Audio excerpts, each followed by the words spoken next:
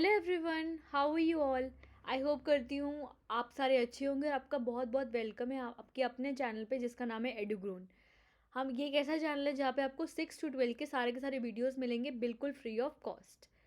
तो हम अगर इकनॉमिक्स की बात करें तो हमने इकनॉमिक्स का अपना क्लास 12 का नेशनल इनकम कंप्लीट कर लिया है। हमने उसके बाद केन्स का एम्प्लॉयमेंट और अनएम्प्लॉयमेंट स्टार्ट करा था और आज हम स्टार्ट करेंगे अपना तीसरा चैप्टर जिसका नाम है एम्प्लॉयमेंट एंड अनएम्प्लॉयमेंट। तो ये बहुत सिंपल चैप्टर है जिसके बारे में आज हम डिस्कशन करेंगे।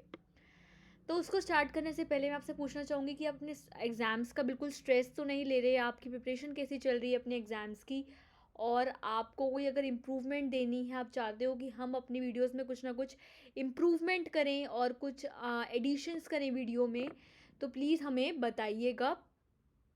हम पूरी ट्राई करेंगे आपको हेल्प करने की अपनी वीडियोस से। अगर आप चाहते हो कि हम अपने वीडियोस में कुछ इम्प्रूवमेंट करें या आपको चैप्टर्स में काफ़ी ज़्यादा डाउट्स आ रहे हैं, तो प्लीज़ हमें बताइएगा, इन्फॉर्म कीजिएगा। हम आपकी गूगल मीट क्लास रख लेंगे जिसके आपके सारे के सारे डाउट्स जो होंगे वो क्लैरिफाई हो जाएंगे। ओके।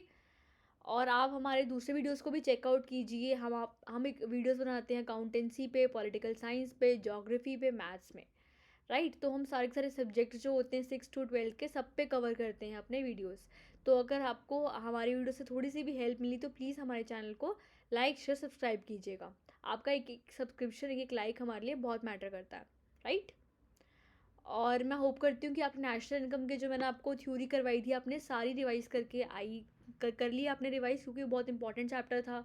उसके बाद हमने एम्प्लॉयमेंट और अनएम्प्लॉयमेंट वाला चैप्टर किया था, वो भी बहुत ज़्यादा ईजी था और मैंने आपको कहा था कि उसके डायग्राम्स को आपको 5 times प्रैक्टिस करके आना है। वो भी आपने किया होगा। तो उसके बाद मैं होप करती हूँ कि आप सारी जो चीज़ें हैं साथ साथ कर रहे हो, क्योंकि आपका जो एग्ज़ाम होंगे बोर्ड्स के उसमें सारी चीज़ें एक बार में नहीं हो पाएंगी। उस प्रिपरेटरी लीव में आपको पहले से स्टार्ट करना पड़ेगा अपनी प्रिपरेशन। तो मैं होप करती हूँ कि आप साथ साथ रिवाइज कर रहे हो जो भी मैं आपको करवा रही हूँ। तो आज हम स्टार्ट करेंगे एम्प्लॉयमेंट और एम्प्लॉयमेंट वाला चैप्टर।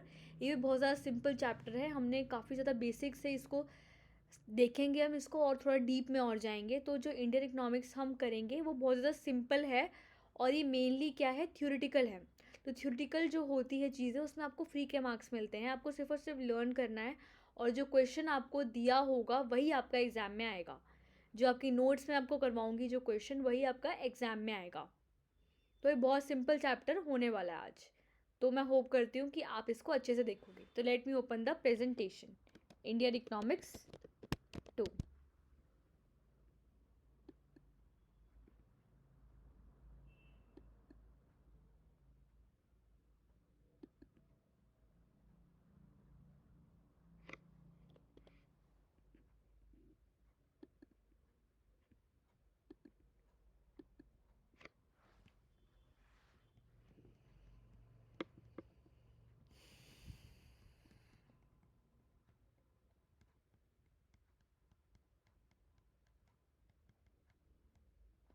ओके।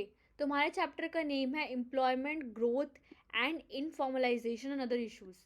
हम स्टडी करेंगे कि एम्प्लॉयमेंट की वजह से हमारी क्या इकोनॉमिक पे ग्रोथ आ रही है एम्प्लॉयमेंट की, और भी इश्यूज जो होते हैं एम्प्लॉयमेंट से कंसर्न हम वो भी डिस्कस करेंगे।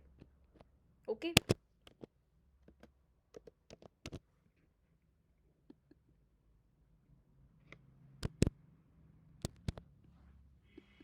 हम उसको भी आज डिस्कस करेंगे। तो कोट हम पहले डिस्कस करेंगे। हमने एक स्ट्रैटेजी अपनाई कि किसी भी चैप्टर को स्टार्ट करने से पहले हम एक कोट डिस्कस करते हैं ताकि आपका जो माइंड है बिल्कुल कंसंट्रेशन से मूव करे और कोई भी आपको किसी भी चीज़ का प्रेशर ना लगे, आपके जो आसपास हो पॉजिटिव थिंकिंग डेवलप हो और जो हम टॉपिक कर रहे हैं उस पर आपका ध्यान एकदम से लगा रहे।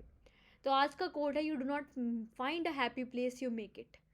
तो ये बिल्कुल सही बात है कि आपको जो हैप्पी प्लेस होता है, जो गॉड ने आपको अर्थ पे भेजा है, वो ये नहीं कि सब कुछ अच्छा ही करके भेजा है। आपको अपने एक्शन से उन चीज़ों को अच्छा बनाना है अपनी लाइफ को। आपको आसपास जो होगा, ज़रूरी नहीं है कि आपको सब कुछ अच्छा मिले, आपको अच्छी फेस मिले, आपको अच्छी अपीयरेंस मिले, राइट, आपको वेल्थ मिले बहुत अच्छी। ज़रूरी नहीं है ये सब चीज़ें। आपको जो आसपास लोग हैं जिनके साथ आप बैठते हो वो भी आपको अच्छे मिले। तो आपको अपने विल से वो सब चीज़ें ढूंढनी पड़ेंगी, राइट। तभी आपके जो आसपास का एनवायरनमेंट है आपको अच्छा लगेगा। तो तभी ये बात कही जाती है कि you not do not find a happy place, you make it. आपको चूज़ करना पड़ेगा कि जो आपके आसपास लोग हैं वो हैप्पी हों, वो अच्छे होने चाहिए, वो कोई बैड कंपनी पे आपको अपना असर ना डालें, वो बहुत अच्छे होने चाहिए, उन पे कोई गलत हैबिट्स नहीं होनी चाहिए। तो जो उनकी कंपनी का असर है वो आपके ऊपर ज़रूर आएगा। तो तभी हम कहते हैं कि अपनी कंपनी को हमने अच्छा बनाना चाहिए, और हम जो आसपास का एनवायरनमेंट है वो भी हमारा अच्छा होना चाहिए। तभी हमारी जो चीज़ है हमें अपनी लाइफ हैप्पी लगेगी अपने एक्शंस के द्वारा, ना कि हमें सब कुछ मिलेगा हैप्पी लाइफ ही। तो तभी ये बात कही जाती है कि you do not find a happy place, you make it. कि हमें हैप्पी प्लेस लाइफ मिलती नहीं है, हमें वो बनानी पड़ती है। अपने खुद चूज़ करेंगे कि हम किसी के साथ फ्रेंड बनेंगे, किसके साथ फ्रेंड बनेंगे, किसके साथ नहीं बनेंगे, हमारे क्या एक्शंस होंगे, हम कौन सा प्रोफेशन चूज़ करेंगे, हमारे पास कितनी काम करेंगे, कि कितनी वेल्थ होगी हमारे पास। तो ये सब चीज़ें हम पे मैटर करती हैं, सब कुछ गॉड ने हमें नहीं दिया। तो ये हम पे डिपेंड करता है कि हमारी लाइफ कितनी अच्छी होगी। तो ये था आज का quote, you do not find a happy place, you make it. So with this positive note let's start the chapter of today.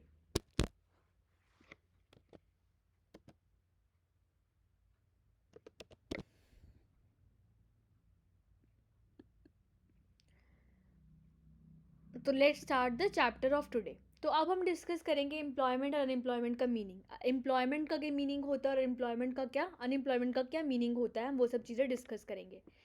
Work plays an important role in our lives as individuals and as members of society. Every rational man's aim is to get engaged in certain work to earn a living. Some work on farms, in factories, banks, shops, and other few others work at home. तो work जो होता है वो हमारी life का सबसे important component होता है। हम सारे रोज़ क्या करते हैं, हमारा एक मोटिव है लाइफ का उठने का, क्या कि किसी को, कोई टीचर है उसको टीच करना है, उसको स्कूल या कॉलेज जाना है पढ़ाने के लिए। दूसरा डॉक्टर है, उसको क्लिनिक जाना है, अपने हॉस्पिटल जाना है दूसरों का इलाज करने के लिए।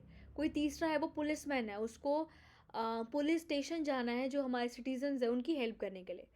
तो ये सब चीज़ें हैं, काफ़ी सारे अलग अलग लोग हैं जिनका एक मोटिव है, वो अपने सर्वाइवल के लिए कुछ ना कुछ काम कर रहे हैं। तो जो वो काम कर रहे हैं अपने सर्वाइवल के लिए उसको हम कहते हैं वर्क। और जो वर्क होता है वो बहुत इंपॉर्टेंट रोल प्ले करता है हमारी लाइफ में। इंडिविजुअल्स के लिए भी, जो इंडिविजुअल्स होते हैं, हम जैसे इंडिविजुअल्स हैं, एक सिंगल इंडिविजुअल के लिए भी वर्क बहुत इंपॉर्टेंट रोल प्ले करता है। और अगर हम सोसाइटी के पॉइंट ऑफ व्यू से देखें कि सोसाइटी में भी वर्क आ रहा है, तो हमारी जो कंट्री होती है वो अच्छे प्रोस्पैरिटी की तरफ जाती है, और उसकी जीडीपी जो होती है वो अच्छी होती है, क्योंकि सारे सारे जो लोग होते हैं वो अंगेज होते हैं कोई डिफरेंट काम में। तो वर्क बहुत इंपॉर्टेंट रोल प्ले करता है हमारी लाइफ में, एज ए इंडिविजुअल भी और एक मेंबर ऑफ सोसाइटी के द्वारा भी। Every rational man aims to get engaged.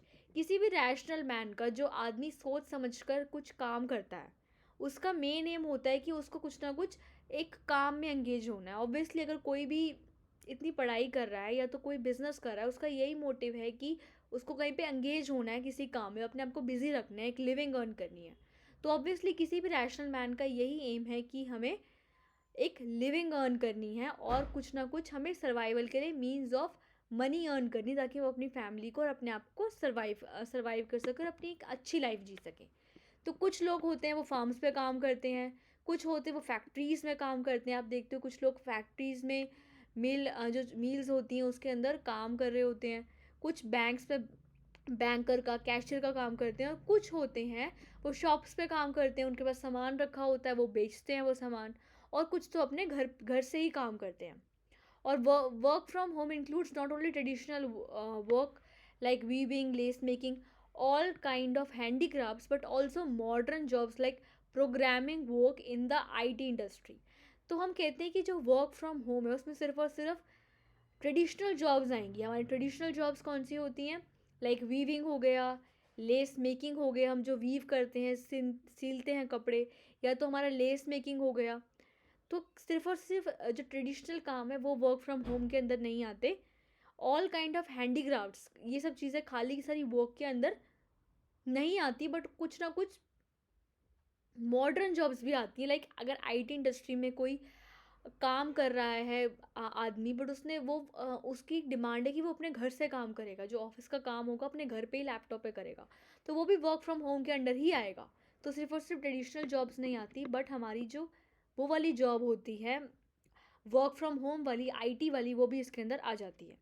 तो मॉडर्न जॉब्स आ जाती हैं हमारी प्रोग्रामिंग इंडस्ट्री की, In earlier, factory meant working in factories located in cities, but now technology has enabled people to produce factory goods at home. तो कई बार होता था कि जो हमें जो फैक्ट्री का काम होता था वो सिर्फ और सिर्फ फैक्ट्रीज के अंदर ही पॉसिबल है, बट हमारी इस कंट्री में इतनी सारी टेक्नोलॉजीज और आ गई हैं कि हमारा जो फैक्ट्री का काम था वो हमारे घर में ही पॉसिबल हो सकता है, या लोग अपने विलेजेस में सेटअप कर लेते हैं विलेजेस के अंदर, कि उनकी जो मशीन्स हैं वो पीछे ही, उनके घर के पीछे ही सेट हुई हुई हैं और वो सारा का सारा काम उधर से ही करते हैं। तो ज़रूरी नहीं है कि सिर्फ फैक्ट्रीज़ में काम हो, फैक्ट्रीज़ में पॉसिबल है। जो अब नई की टेक्नोलॉजी है वो फैक्ट्री के काम को घर के अंदर भी पॉसिबल करती है। Enable people to produce their factory goods at home. In villages, many MNCs set football made in house of Jalandhar and Punjab. तो कुछ MNCs हैं, उन्होंने फुटबॉल्स जो होती हैं जिसको जो एक स्पोर्ट है उस MNCs ने सेल किया है घरों के अंदर जलंधर और पंजाब के, जिससे हम कह सकते हैं कि जो वर्क फ्रॉम होम है और जो हमारी इंडस्ट्री है ये वाली कितनी ग्रो कर रही है। ये वाली इंडस्ट्री और हमारी जो टेक्नोलॉजी है वो कितना ग्रो कर रही है कि जो सामान हम सिर्फ और सिर्फ फैक्ट्रीज़ के अंदर देते थे वो आज हम लोगों के घर तक भी पहुंचाने लग गए हैं। तो ये है वर्क के अंदर ये सब चीज़ें आएंगी। तो होप करती हूँ आपको ये सब चीज़ें क्लियर हो गई होंगी। अब हम डिस्कस करेंगे important points about work. Work के बारे में क्या क्या इम्पॉर्टेंट पॉइंट्स हैं, right.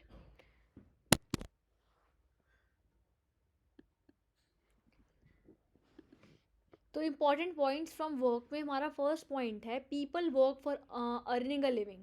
Employment is an activity from which a person earns a meaning of livelihood.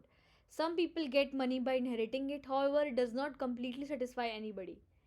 Being employed in work gives a sense of self worth and enables us to know the sales willfully with others. तो people जो होते हैं वो काम क्यों करते हैं, वो एक मीन्स ऑफ लिविंग चाहते हैं, वो चाहते हैं कि वो एक अच्छा सर्वाइवल जी पाएँ। तो तभी लोग जो होते हैं, कुछ लोग टीचर्स बनते हैं, कुछ लोग बिजनेसमैन होते हैं, वो कुछ डॉक्टर्स होते हैं, इंजीनियर्स होते हैं, वो ऑब्वियसली एक अच्छी लाइफ चाहते हैं। उनको पता है कि काम करने से जो पैसा आएगा उससे वो अच्छी लाइफ जी पाएंगे। तो ऑब्वियसली सबकी डिमांड है कि उनको काम करना है और अच्छी लाइफ जीनी है और एक अच्छा मीन्स ऑफ सर्वाइवल उन्हें चाहिए। तभी जो सारे लोग हैं वो काम करते हैं। Employment is an activity from which a person owns a meaning of livelihood. तो एम्प्लॉयमेंट एक ऐसा काम है जिससे जो पर्सन होता है वो एक मीन्स ऑफ लाइवलीहुड अर्न करता है, वो एक रहने की एक ज़रिया अर्न करता है ताकि वो अपने रह सके, एक अच्छी लाइफ जी सके। Some people get money by inheriting it. कुछ लोग होते हैं उनको मनी होती है वो इनहेरिट करके मिल जाती है, बट सबको सेटिस्फैक्शन नहीं मिलती।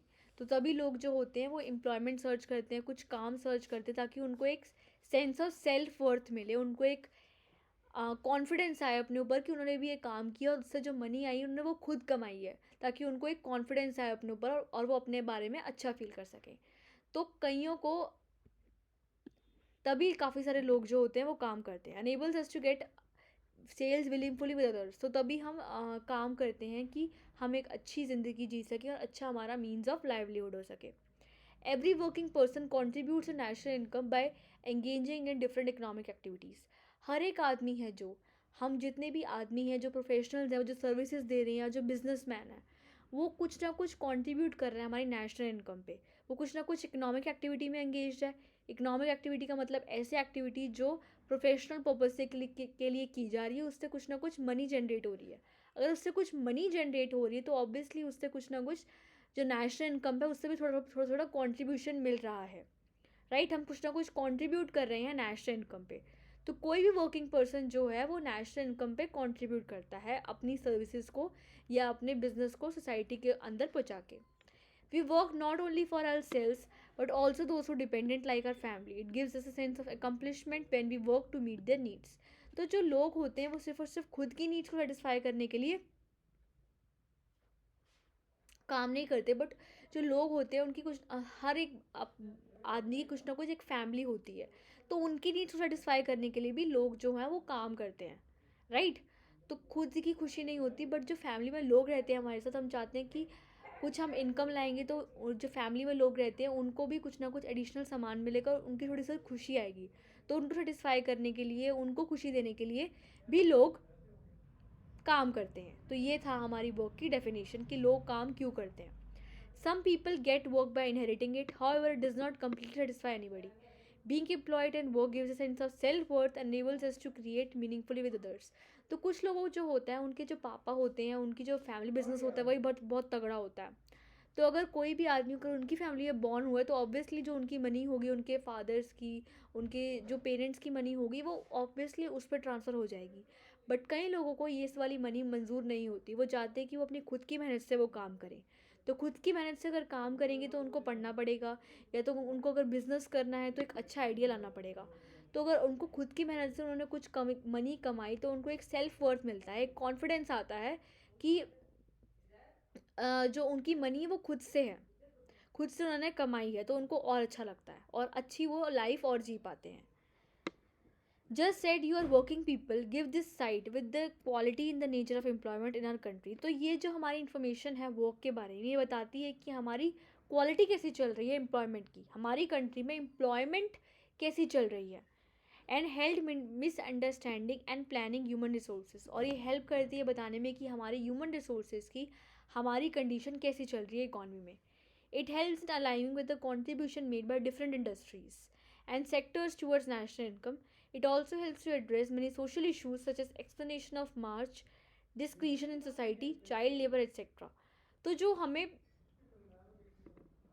ये जो चीज़ें होती हैं ये बताती हैं कि जो डिफरेंट इंडस्ट्रीज़ हैं उन्होंने कंट्रीब्यूट क्या किया है नेशनल इनकम पे। जो काफ़ी सारी इंडस्ट्रीज़ हैं, शुगर इंडस्ट्री है, पेपर इंडस्ट्री, उन सब ने कंट्रीब्यूट क्या किया नेशनल इनकम पे।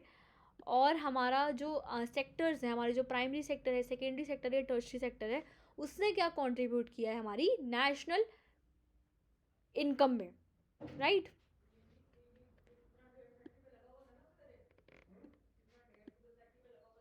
तो ये सब चीज़ें पता चलती हैं हमारी वर्क के बारे में। तो ये सब चीज़ें, ये जो वर्क के बारे में चीज़ें, ये हमारी सोशल इश्यूज़ को भी एड्रेस करती हैं, लाइक हमारी एम्प्लॉयमेंट सिचुएशन को बताती है कंट्री की, और ये चाइल्ड लेबर की सिचुएशन को एड्रेस करती है,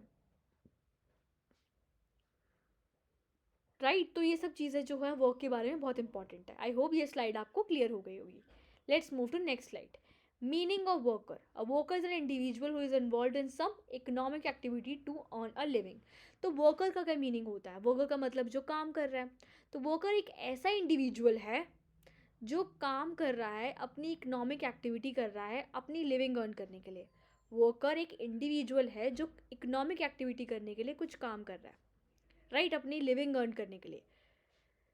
तो कोई भी अगर इंडिविजुअल पैसा कमाने के लिए, लिविंग अर्न करने के लिए अगर कोई काम कर रहा है तो उसे हम कहेंगे worker. A worker contributes to the process of gross domestic development by rendering its productive activities. जो वर्कर होता है वो कुछ कॉन्ट्रीब्यूट करता है जीडीपी के प्रोसेस में। अगर कोई भी वर्कर कुछ काम कर रहा है, उससे कुछ ना कुछ इनकम जनरेट हो रही है, तो उससे क्या होगा, वो कुछ ना कुछ कंट्रीब्यूट कर रहा है नेशनल इनकम के प्रोसेस में, या तो नेशनल इनकम को हम जीडीपी भी कह सकते हैं। तो जीडीपी में कुछ ना कुछ कंट्रीब्यूट हो रहा है अपनी कुछ ना कुछ सर्विसेज या अपनी एक्टिविटीज़ देखे। अगर कोई टीचर है वो कुछ टीच कर रहा है तो उससे भी जो इनकम आई है वो भी थोड़ा बहुत कंट्रीब्यूट कर रही है हमारी जीडीपी में। या तो हमारा हम कुछ ना कुछ कोई डॉक्टर है वो भी कुछ ना कुछ काम कर रहा है, वो भी कुछ ना कुछ इनकम अर्न कर रहा है, तो वो भी कुछ ना कुछ कंट्रीब्यूट कर रहा है जीडीपी के अंदर। तो अपनी कुछ सर्विसेज देके या तो अपना बिजनेसमैन अपना कुछ ना कुछ आइडिया देके भी कंट्रीब्यूट करता है जीडीपी के, अपनी प्रोडक्टिव एक्टिविटीज़ को रेंडर करके। Examples of workers are farmers, managers, labours, doctors, barbers, professors etcetera. तो फार्मर्स जो होते हैं वो भी जीडीपी के अंदर कंट्रीब्यूट करते हैं, जो मैनेज करते हैं होटल को या किसी भी जगह को वो भी वर्कर के अंदर आते हैं। या लेबरर्स जो लेबर काम कर रही होती है, डॉक्टर्स, बार्बर जो कटिंग करते हैं, या तो टीचर्स जो कॉलेज में टीच करते हैं या तो स्कूल में भी टीच करते हैं, वो भी हमारे जीडीपी के अंदर कंट्रीब्यूट करते हैं और वो वर्कर की डेफिनेशन के अंदर आएंगे।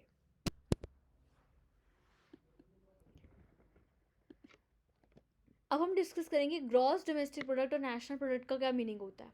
Gross domestic product refers to the total money value of goods and services produced in a country. Gross domestic product, when net earnings are added to the gross domestic product, we get GNP at FC. Those activities which contribute to GNP are called economic activities. Net earnings is the difference between input payments and output receipt. It is termed as net incomes of the country. तो जो हमारी gross domestic product होती है उसका क्या meaning होता है? Gross domestic product का मतलब होता है जो हमारी गुड्स एंड सर्विसेज बन रही हैं पूरी इकॉनमी में, जो हमारी गुड्स एंड सर्विसेज बन रही हैं, जितनी भी गुड्स बनेंगी या तो सर्विसेज बनेंगी, उसकी अगर हम मनी वैल्यू को ऐड कर देंगे, उसकी कितनी मनी वैल्यू है पूरी कंट्री की एक पूरे ईयर में, तो हमारी उस कंट्री की एक ईयर की जीडीपी आ जाएगी, राइट। और अगर हम जीडीपी में नेट अर्निंग्स ऐड कर देंगे तो हमारी जीएनपी आ जाएगी। जो हमारी नेट अर्निंग्स होती हैं वो ऐड कर देंगे, और नेट अर्निंग्स का मीनिंग होता है GDP plus net earnings is equal to GNP. और अगर कोई भी जो आदमी होता है वो कंट्रीब्यूट कर रहा है हमारी इकोनॉमिक एक्टिविटी के अंदर, इकोनॉमिक एक्टिविटी का मतलब यही होता है अगर कुछ ना कुछ कंट्रीब्यूट किया जा रहा है उस आदमी के द्वारा इकोनॉमिक एक्टिविटी के अंदर, तो हम यही कहते हैं कि वो हमारी जीएनपी में कंट्रीब्यूट कर रहा है, ना कि जीडीपी में। तो जीडीपी प्लस नेट अर्निंग्स हो जाएंगी हमारी जीएनपी।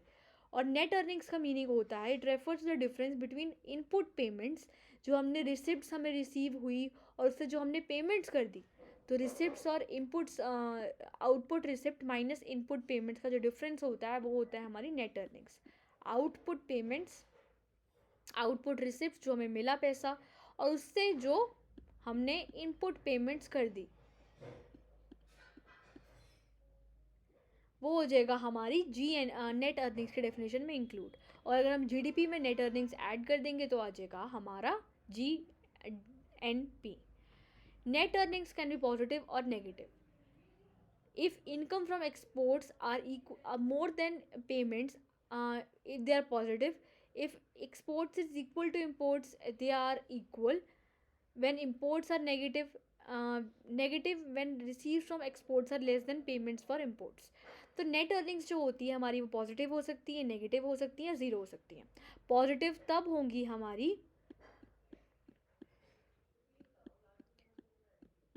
ये जो रिसिप्ट्स होंगी हमारी ज़्यादा होंगी, जितनी हम पेमेंट्स कर रहे हैं उससे ज़्यादा होंगी हमारी रिसिप्ट्स। जो आउटपुट्स हमें रिसिप्ट्स मिल रही हैं वो ज़्यादा होंगी एज़ कम्पेयर टू पेमेंट्स जो हम दे रहे हैं, राइट। तो वो आ जाएगा हमारा पॉजिटिव के अंदर। ये हमारी जो रिसिप्ट्स हैं, आउटपुट रिसिप्ट्स हैं, वो हमारी ज़्यादा है as compare to input payments. और अगर हमारी आउटपुट रिसिप्ट्स और इनपुट पेमेंट्स इक्वल हैं तो हम कहेंगे कि हमारी जीएनपी 1 है। और अगर हमारी जो पेमेंट्स हैं वो ज़्यादा हैं as compare to input payment ज़्यादा है as compare to output receipts, तो हम कहेंगे कि हमारी जो जीएनपी है वो नेगेटिव है। तो हमारी जो नेट अर्निंग्स हैं वो हो सकती है पॉजिटिव, नेगेटिव या तो इक्वल। ओके, तो ये था हमारा meaning. Who all are included in workers. अब हम डिस्कस करेंगे कि जो वर्कर्स हमने डिस्कस किया उसकी डेफिनेशन में कौन कौन लोग आते हैं। It is generally believed that people are paid by the employer or workers. It is not true.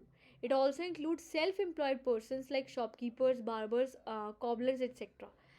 तो हम कई बार मानते हैं कि जो एम्प्लॉई होता है, जो एम्प्लॉयर के अंडर काम करता है, वो वर्कर्स की डेफिनेशन में आता है। बट ऐसा ज़रूरी नहीं कि जो किसी के अंडर काम करता है वही सिर्फ वर्कर्स के डेफिनेशन में आता है। इसमें सेल्फ एम्प्लॉयड पर्सनस, जिसके ऊपर कोई भी नहीं है उसको देखने वाला, जो खुद से ही एम्प्लॉयड हुआ है, शॉपकीपर है, उसको ज़रूरी नहीं कि वो किसी के ऊपर काम कर रहा है, उसकी खुद की शॉप है, तो वो भी वर्कर के अंडर ही इंक्लूड होगा। बार्बर्स है, बार्बर की खुद की शॉप है, उसका कोई ओनर नहीं है, बट वो भी वर्कर्स के अंडर इंक्लूड होगा। जो कोई कोबलर है, वो कोई शूज़ को मेंट करता है या पॉलिश करता है, तो ऑब्वियसली जो वो है वो भी उसके अंडर वर्कर के अंडर ही इंक्लूड होगा।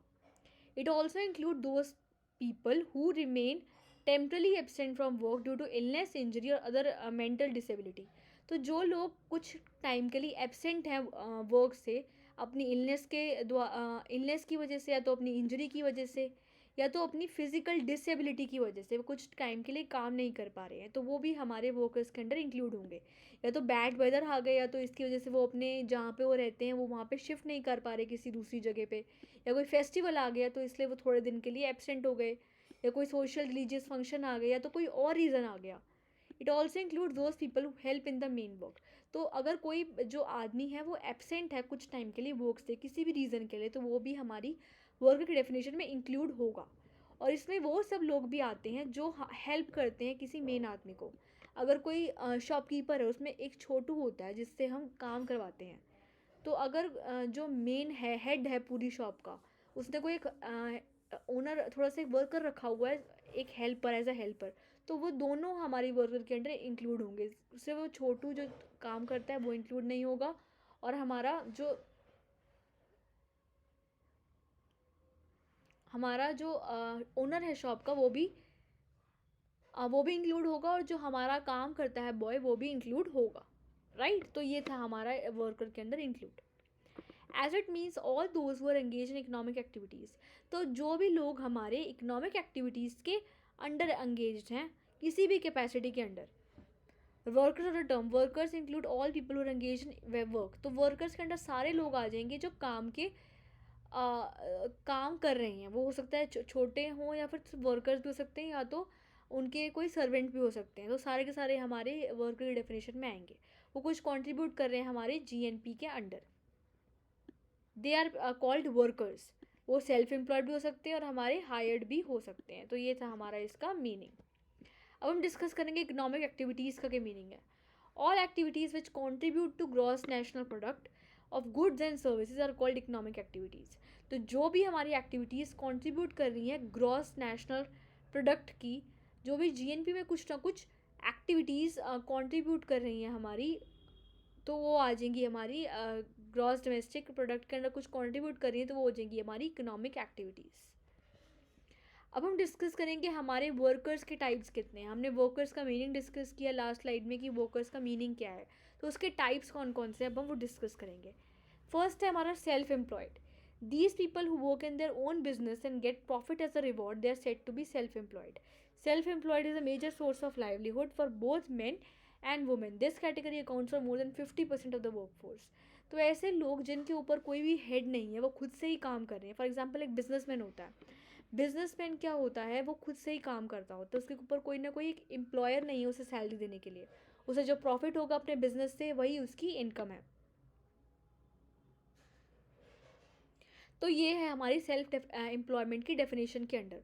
और जो सेल्फ एम्प्लॉयमेंट है वो बहुत ज़्यादा मेजर सोर्स है हमारी एम्प्लॉयमेंट को जनरेट करने का, मेन के लिए भी और वुमेन के लिए भी। तो ये जो हमारा सेल्फ एम्प्लॉयमेंट है ये अकेला 50% से ज़्यादा कंट्रीब्यूट करता है हमारी वर्कफोर्स के अंडर। अब नेक्स्ट है हमारा hired workers. These people are hired by others and are paid wages as salaries as reward for this services are called hire workers. तो हायर्ड वर्कर्स होते हैं हमारे जो किसी के द्वारा हायर किए गए हैं। फॉर एग्जाम्पल जो हमारी कंपनी में एम्प्लॉयज़ होते हैं उसके ऊपर एक बॉस होता है। हम सारे एम्प्लॉयज़ हैं बट हमारे ऊपर एक बॉस है, हमारा एम्प्लॉयर। तो हम हो जाएंगे हायर्ड वर्कर्स के अंडर, कि हमें किसी ने एम्प्लॉय किया हुआ है, हम किसी के अंडर आते हैं, वो हमें सैलरी देता है हमारी सर्विसेज को कंट्रीब्यूट करने के लिए। जो हमें अमाउंट मिलता है वो है हमारी सैलरी का पार्ट। तो हम आ जाएंगे हायर्ड वर्कर्स के अंडर, और जो हमारा बिजनेसमैन होता है वो आ जाएगा सेल्फ एम्प्लॉयमेंट के अंडर। और हायर्ड वर्कर्स के फर्दर 2 टाइप्स होते हैं। फर्स्ट है casual workers. Casual workers are people who are not hired by employees on regular and permanent basis and do not get social security benefits are said to be hired workers. तो hired workers एक ऐसे लोग होते हैं जिनको higher नहीं किया जा रहा, एम्प्लॉयज़ ने कुछ ना कुछ हायर नहीं किया और उससे कुछ परमानेंट टाइम के लिए हायर नहीं किया, उसको थोड़े से कैजुअल टाइम के लिए हायर कर लिया, और उससे कुछ ना कुछ सोशल सिक्योरिटी बेनिफिट्स भी प्रोवाइड नहीं होते। तो ऑब्वियसली वो शॉर्टर पीरियड ऑफ टाइम के लिए ऐसे ही कैजुअली एम्प्लॉय किया जा रहा है। जो थोड़े से बहुत बेनिफिट्स होते हैं कि एम्प्लॉय के लिए उस वर्कर को नहीं मिलते। Example, workers working on a construction site. तो अगर कोई कंस्ट्रक्शन साइट के अंडर हमारा वर्कर काम कर रहा है तो वो एक कैजुअल वर्कर है, उसको हमने ऐसे ही एम्प्लॉय कर लिया, और जब कंस्ट्रक्शन का काम कंप्लीट हो जाएगा हम उस वर्कर को रिमूव कर देंगे, तो ये हमारा कैजुअल वर्कर के अंडर आ जाएगा। These worker account for 33% of the workforce. और जो कैजुअल वर्कर होते हैं हमारे 33% से ज़्यादा कंट्रीब्यूट करते हैं हमारी वर्कफोर्स के अंडर। तो ये था हमारा casual workers. These people were hired by the employees on regular basis. और कुछ होते हैं हमारे कैजुअल वर्कर्स होते हैं और कुछ होते हैं हमारे रेगुलर वर्कर्स, जिसको हम रेगुलरली हायर करते हैं, उनको परमानेंट सैलरी मिलती है और उन्हें सारे के सारे जो बेनिफिट्स होते हैं किसी भी वर्कर के वो सारे प्रोवाइड किए जाते हैं। फॉर एग्जांपल टीचर्स होती हैं, चार्टर्ड अकाउंटेंट्स होते हैं, वो एक परमानेंट टाइम के लिए कुछ सालों के लिए हमारे कंपनी के साथ जुड़े हुए होते हैं। उसको हम निकालते नहीं हैं, उनकी रिटायरमेंट से कंप्लीट होने के टाइम पे उनको सारे सारे सोशल सिक्योरिटी बेनिफिट्स भी प्रोवाइड होते हैं। तो ये था हमारे वर्कर्स का meaning.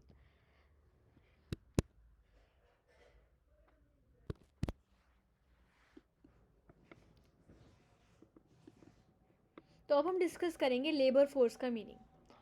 All persons working and not working are seeking and available for work are deem to be regular force labour force. तो लेबर फोर्स का मतलब होता है ऐसे लोग जो काम कर रहे हैं बट नहीं भी कर रहे बट अवेलेबल हैं काम करने के लिए, उसे हम इंक्लूड करेंगे लेबर फोर्स के अंडर. मतलब जो लोग काम कर रहे हैं वो तो आएंगे ही, बट उनके साथ साथ जो लोग काम ढूंढ रहे हैं, जो काम की तलाश में, वो भी हमारे लेबर फोर्स के अंडर आ जाएंगे. Labour force is equal to people working but people seeking and available for work. तो ऐसे लोग जो काम कर रहे हैं बट पीपल सीकिंग और जो अवेलेबल है काम करने के लिए, वो भी हमारे लेबर फोर्स के अंडर इंक्लूड हो जाएंगे. How to calculate labour force. To get the labor force, subtract from the following: total population unfit for people like older, handicapped persons, people who are not willing to work, people who are not able to work. तो ऐसे लोग, अगर हमें labour force calculate करना है तो हम ऐसे लोगों को निकाल देंगे जो पीपल हैं अनफिट है काम करने के लिए, लाइक ओल्डर, हैंडीकैप्ड लोग हैं हमारे, अनफिट हैं वो काम करने के लिए, उसको हम रिमूव कर देंगे. जो काम करने के लिए इच्छा ही नहीं है जिनकी, जो विलिंग नहीं है, उनको हम रिमूव कर देंगे. और जो काम कर ही नहीं सकते, उनमें कुछ ना कुछ फिजिकल डिसेबिलिटी है, या तो उनको कुछ काम करने की कुछ ना कुछ एक जो मोटिव होता है हमारा काम करने का वो नहीं है, उनको हम रिमूव कर देंगे. तो ये हम अगर तीन चीज़ें हम लेबर वर्क फोर्स के अंडर से इंक्लूड कर देंगे तो हमारे लेबर फोर्स आ जाएगा, राइट. अब हम देखेंगे nature of employment in India is multi faced. जो हमारा एम्प्लॉयमेंट है इंडिया में वो क्यों मल्टी फेस्ड है, मतलब उनके क्यों मल्टी फेस का मीनिंग, उसके काफ़ी सारे एंगल्स क्यों हैं different. Some people get work throughout the year while others get employed for only few months in a year, like seasonal workers. Many workers do not get fair wages for their work. तो कुछ लोग जो होते हैं वो तो होते हैं पूरे साल एम्प्लॉयड रहते हैं, बट कुछ लोग होते हैं वो सीजनल होते हैं. सीजनल का मतलब जो ऐसे लोग जो पूरे साल एम्प्लॉयड नहीं होते बट कुछ एक स्पेसिफिक पीरियड ऑफ टाइम के लिए एम्प्लॉयड होते हैं. फॉर एग्जाम्पल अगर हम बात करें, जो हमारे एग्रीकल्चर के अंडर कुछ लेबर्स होते हैं वो कुछ थोड़े से टाइम के लिए एम्प्लॉयड होते हैं, पूरे साल वो अनएम्प्लॉयड रहते हैं. तो तभी हमारा जो एम्प्लॉयमेंट का नेचर है इंडिया में वो मल्टी फेस्ड है, कि कईयों को तो डिफरेंट डिफरेंट पर्सनस के अलग अलग व्यूज़ हैं. लाइक हमारे जो कुछ लोग तो पूरे साल एम्प्लॉयड हैं, बट कुछ लोग जो है वो सर्टेन सीजन्स के लिए एम्प्लॉयड हैं या कुछ मंथ्स के लिए एम्प्लॉयड हैं, पूरे बाकी टाइम के लिए अनएम्प्लॉयड है. तभी हम कहते हैं कि जो हमारा नेचर है इंडिया का वो मल्टी फेस्ड है. Second is it is the meeting the number of workers all those engage in economic activities are called employed number of workers. तो सारे के सारे लोग जो इकोनॉमिक एक्टिविटीज़ के अंडर एंगेज हैं, इकोनॉमिक एक्टिविटीज़ का मतलब हमने डिस्कस किया है लास्ट स्लाइड में कि जो लोग हमारे जीएनपी के अंडर कंट्रीब्यूट कर रहे हैं वो आ जाएंगे हमारे एम्प्लॉयड नंबर ऑफ वर्कर्स के अंडर. तो जो भी लोग हमारे जीएनपी के अंडर कंट्रीब्यूट कर रहे हैं वो आ जाएंगे हमारे implied number of workers के under. In 1999-2000 total population of workers in India versus the 4 lakh persons in switch over to the population decide to a portion of workers is hiding there is the highest out of the 400 people working, there is nearly 3% of the workforce. तो अगर हम बात करें 2019-99 और 2000 के data की, तो हमारा टोटल नंबर ऑफ वर्कर्स जो थे जो काम कर रहे थे इंडिया में वो थे हमारे 40 लाख पर्सनस, और जो जो दुनिया में काम कर रहे थे वो थे हमारे 400 मिलियन वर्कर्स. तो ये जो लोग थे हमारे सिर्फ और सिर्फ 3% थे हमारे रूरल वर्कफोर्स के अंडर. ओके, तो ये हमारा डाटा था 1999 और 2000 का. Around 70% total workers are male workers and rest are female workers. तो जो 70% पीपल हैं हमारे जो लोग काम कर रहे हैं उसमें से 70% मेल हैं और 30% आ जाएंगे हमारे फीमेल के under. Rural women participate in larger number in productive work activities as compare to other women. Total work as a share of female workers is more than 1/3 while it's around 1/5 in case of urban workers. तो जो rural women होती है, जो गाँव के अंदर women है, वो सिर्फ और सिर्फ प्रोडक्टिव एक्टिविटीज़ के अंदर ज़्यादा से ज़्यादा कॉन्ट्रीब्यूट करती हैं. लाइक हमारी लेस मेकिंग हो गई, हमारी वीविंग हो गई. तो जो रूरल वुमेन है उनका जो मेन कंट्रीब्यूशन है वो प्रोडक्टिव एक्टिविटीज़ के अंदर ज़्यादा है as compare to urban women. तो जो कंट्रीब्यूट करती हैं total work as a share of female workers is more than 1/3. तो उनका जो कंट्रीब्यूशन है वो 1/3 है, और जो हमारी अर्बन वर्कर्स हैं वो कंट्रीब्यूट कर रही हैं 1/5. क्योंकि जो रूरल वर्कर्स हैं वो सिर्फ और सिर्फ हमारी रूरल वुमेन जो है वो सिर्फ और सिर्फ रूरल हमारी जो विलेज है उसके अंडर ही कंट्रीब्यूट करती हैं, बट अर्बन वर्कर्स जो होती हैं वो सिटीज़ में भी काम करती, तभी तभी उनका जो शेयर है वो ज़्यादा है. In tribal areas, many women carry out to works like cooking, fetching water, and food and participate in farm labor, either not paid cash and paid in the form of grains for the reason. These women are not categorized as workers. तो कुछ लोग कुछ जगह जो होती हैं वो women सिर्फ और सिर्फ कुकिंग का काम करती हैं, या तो फेचिंग वाटर का काम करती हैं, या सिर्फ और सिर्फ फूड बनाने या तो उसको सर्व करने का काम करती हैं. उनको सही से कैश नहीं दी जाती है, उनको जो सामान दिया जाता है वो ग्रेन्स की फॉर्म में होता है, और उसको हम जीएनपी के अंडर कंट्रीब्यूट तभी इंक्लूड नहीं करते, तभी हम उनको वर्कर की डेफिनेशन के अंडर इंक्लूड नहीं करते, क्योंकि ये जो काम होते हैं ये सारे के सारे काम जो होते हैं डोमेस्टिक काम होते हैं, इसको हम इकोनॉमिक्स से रिलेट्स नहीं कर सकते, तो तभी इसको हम वर्कर्स के अंडर इंक्लूड नहीं करते. बट कुछ इकोनॉमिक्स कहते हैं कि हमें इसे वर्कर के अंडर इंक्लूड करना चाहिए. तो ये थे हमारे कुछ ना कुछ पॉइंट, और इस स्लाइड में हमने डिस्कस किया जो नेचर है एम्प्लॉयमेंट का वो मल्टीफेस्ड है. अब हम डिस्कस करेंगे लेबर फोर्स का meaning. All persons who are working and not working and are seeking and are able for work are deemed to be labour force. Labor force is equal to people working, but people seeking or unavailable for work. In other words, labor force is total of employed and unemployed people. How to calculate labor force? To get the labor force, subtract from the following total population and feed people like old and handicapped people, people who are not willing to work, people who are not able to work. तो labour force का यही meaning है जो लोग काम कर रहे हैं और जो लोग काम करने की जिनकी इच्छा है वो भी हमारे लेबर फोर्स के अंडर आ जाएंगे. और अगर हमें लेबर फोर्स कैलकुलेट करना है तो हम ये सब 3 चीज़ें माइनस कर देंगे लेबर फोर्स को कैलकुलेट करने के लिए. जो लोग ओल्ड या हैंडीकैप्ड हैं, जो काम की इच्छा नहीं है जिनकी काम करने की, या तो जिनकी काम करने का कुछ ना कुछ अवेलेबल नहीं है वो काम करने के लिए, तभी हमारा वो सब चीज़ें लेबर फोर्स के अंडर इंक्लूड हो जाएंगी. और अगर लेबर फोर्स का मीनिंग जाने तो ये होता है कि words labour force total of employed. अगर हम एम्प्लॉयड जो लोग हैं और जो अनएम्प्लॉयड लोग हैं उनको हम ऐड कर देंगे तो लेबर फोर्स के अंडर आ जाएगा. तो ये होता है हमारा लेबर फोर्स का मीनिंग. आई होप ये आपको स्लाइड क्लियर हो गई होगी. अब हम डिस्कस करेंगे वर्क फोर्स का meaning. The number of people who are actually employed in a particular time is known as work force and it includes all those who are actually engaged in productive activities. Workforce population rate is equal to workforce plus total population in 200. तो अगर जो लोग हैं वो actually employed हैं एक particular point of time में, labour force में हमने डिस्कस किया था कि जो लोग एम्प्लॉयड हैं प्लस जो अनएम्प्लॉयड हैं उनको हम ऐड करते हैं तो हमारा लेबर फोर्स आता है. और अगर हम वर्क फोर्स की बात करें जो लोग एम्प्लॉयड हैं सिर्फ और सिर्फ एक पर्टिकुलर पॉइंट ऑफ टाइम में, उसको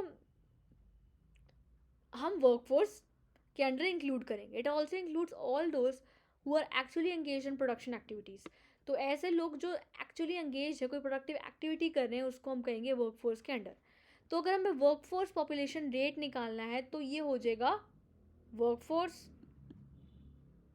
अपॉन टोटल पॉपुलेशन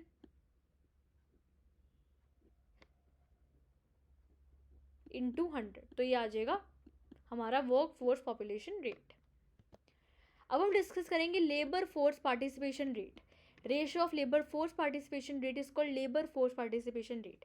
तो अगर हम लेबर अपॉन टोटल पॉपुलेशन कर देंगे तो आ जाएगा हमारा लेबर फोर्स कि हमारी जो टोटल पॉपुलेशन है उसमें कितने लोग हैं जो काम कर रहे हैं वो आ जाएंगे हमारे लेबर के अंडर, और लेबर अपॉन टोटल पॉपुलेशन आ जाएगा हमारा labour force participation rate.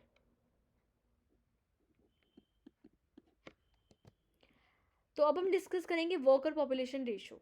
Worker population ratio is an indicator which is used to analyse the employment situation in our country. Worker population ratio is calculated by dividing the total number of workers in India by the population in India and multiplying it by 100. तो worker population ratio एक ऐसा indicator है जो use होता है हमारी employment की situation को एनालाइज करने के लिए कि हमारी जो कंट्री है उसमें क्या एम्प्लॉयमेंट चल रहा है, उसकी क्या सिचुएशन चल रही है. तो अगर हमें जानना है कि हमारी कंट्री में कितनी एम्प्लॉयमेंट चल रही है, उसकी क्या क्या एक्टिविटीज़ चल रही है एम्प्लॉयमेंट और एम्प्लॉयमेंट की, तो हम वर्कर पॉपुलेशन रेशियो को कैलकुलेट करते हैं. तो वर्कर पॉपुलेशन रेशियो को हम कैलकुलेट करते हैं by dividing the total number of workers. अगर हम वर्कर्स को डिवाइड कर देंगे जो हमारी टोटल पॉपुलेशन है पूरी इंडिया की,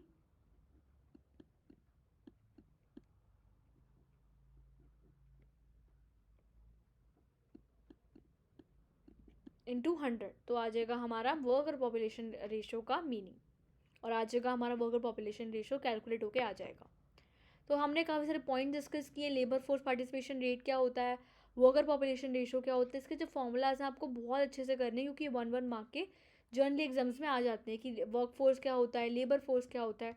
तो ये जो 4 चीज़ें हैं आपको अच्छे से रिवाइज करनी, कि लेबर फोर्स से लेबर फोर्स पार्टिसिपेशन रेशो निकलती है, वर्क फोर्स से वर्क फोर्स पार्टिसिपेशन रेशो निकलती है, लेबर फोर्स पार्टिसिपेशन रेट हमारा लेबर फोर्स का रेट है, इसको हम निकालते हैं लेबर अपॉन टोटल पॉपुलेशन, और हमारा जो वर्कर पॉपुलेशन रेशो है ये हमारा एम्प्लॉयमेंट बताता है पूरी कंट्री का, और ये निकलता है worker upon total population into 100। तो ये था हमारा कुछ ना कुछ मीनिंग्स।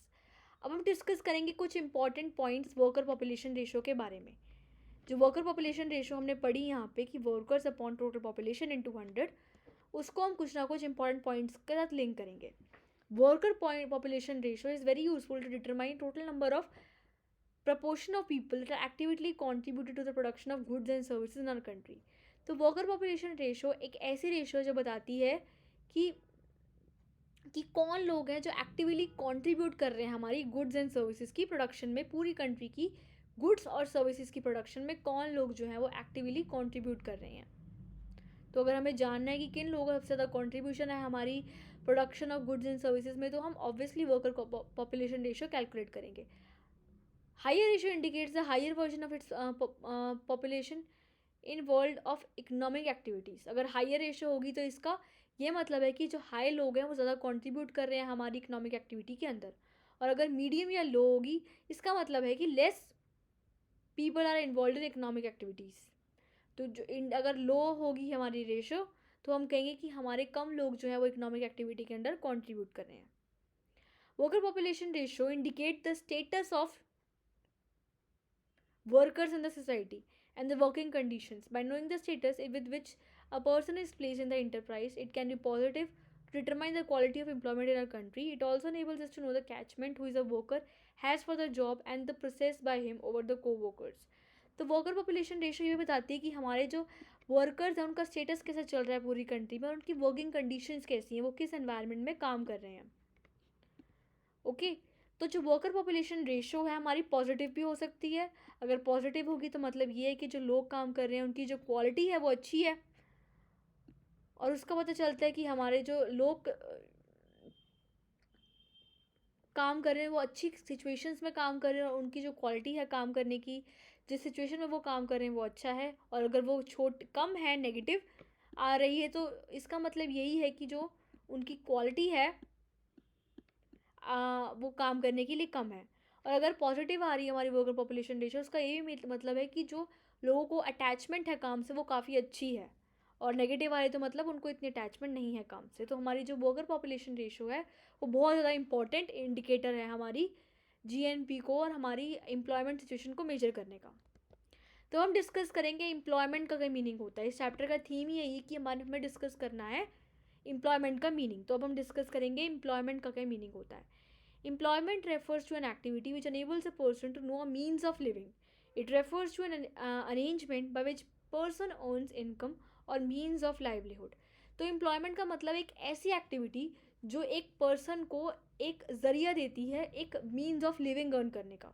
तो एक ऐसी अरेंजमेंट जिससे जो पर्सन होता है वो कुछ ना कुछ इनकम अर्न करता है, या तो उसका कोई लाइवलीहुड, उसका कुछ ना कुछ घर चलता है, तो उसे हम कहेंगे एम्प्लॉयड पर्सन।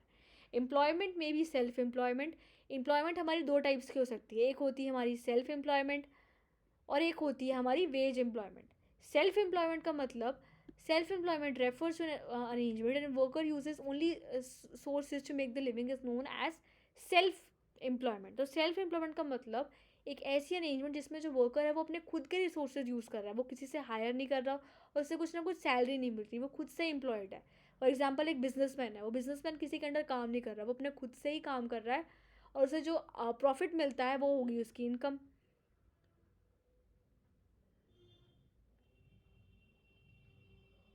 तो हम इसको इंक्लूड करेंगे सेल्फ एम्प्लॉयमेंट के अंडर। और कुछ होता है हमारा wage employment. It is an arrangement in which workers and his labour and earn wages and returns is known as wage employment. तो वेज एम्प्लॉयमेंट का मतलब होता है एक ऐसी अरेंजमेंट जिसमें वर्कर्स और उसके लेबर वेजेस अर्न करते हैं या तो रिटर्न्स अर्न करते हैं, उसको हम कहेंगे वेज एम्प्लॉयमेंट। तो अगर कोई टीचर है, उसके ऊपर एक उसका प्रिंसिपल है, तो वो वेज एम्प्लॉयमेंट के अंडर आ जाएगा। उस टीचर को रेगुलरली सैलरी मिलती है अपने काम की, तो उसको एक पर्टिकुलर सैलरी मिल रही है, उसको जो सैलरी है वही उसकी इनकम है।